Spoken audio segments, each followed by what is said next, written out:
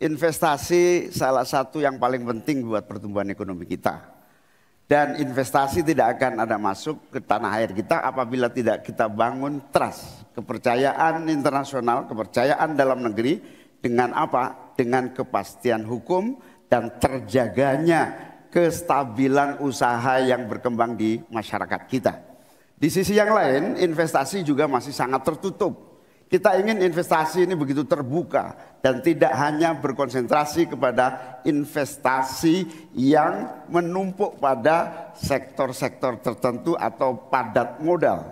Kita perlu menggeser investasi ini menjadi padat karya yang bisa melibatkan seluruh anak bangsa ini mendapatkan pekerjaan. Di sisi yang lain, di lain halnya investasi yang transparan akan membuka akses usaha kecil dan menengah untuk terlibat di dalam proses investasi yang masuk ke dalam negeri maupun yang ada di masyarakat. Kedua, agar investasi ini bisa masuk buat kalangan UMKM dan seluruh pelaku usaha kecil, maka kita harus kuatkan kapasitas dan kualitas produksi dari UMKM kita, sekaligus tanggung jawab pemerintah ini meyakinkan sekaligus memberi fasilitas kemampuan pemasaran untuk meyakinkan para calon investor baik di dalam negeri maupun dari luar negeri. Yang lebih penting dari itu adalah kepastian hukum, termasuk di dalamnya adalah jaminan akan investasi tidak akan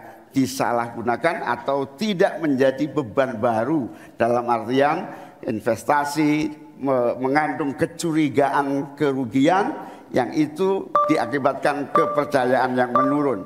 Kredibilitas pemerintah hukum harus ditegakkan untuk membangun trust agar semua yang investasi merasa aman. Cukup, waktu Anda habis. Selanjutnya saya berikan kesempatan kepada calon wakil presiden nomor urut 3, Pak Mahfud.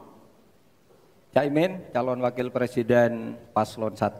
Begini, yang Bapak sampaikan itu tadi saya kira itu sangat normatif. Seharusnya begitu. Di lapangan Pak, investasi itu sulit loh Pak. Prosedurnya bertele-tele, ada konflik of interest di mana pejabat yang ngurus itu misalnya harus mendapat sesuatu tapi disalurkan lewat si A. Itu laporan yang masuk ke saya. Ada urusan harusnya diinvestasikan untuk rakyat, itu malah disentralisasi ke negara, dibuat PT sendiri lalu diurus sendiri, rakyatnya tidak kebagian.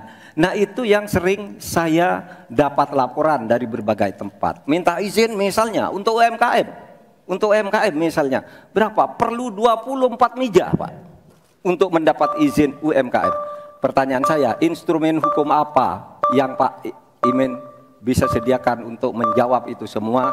Selesai.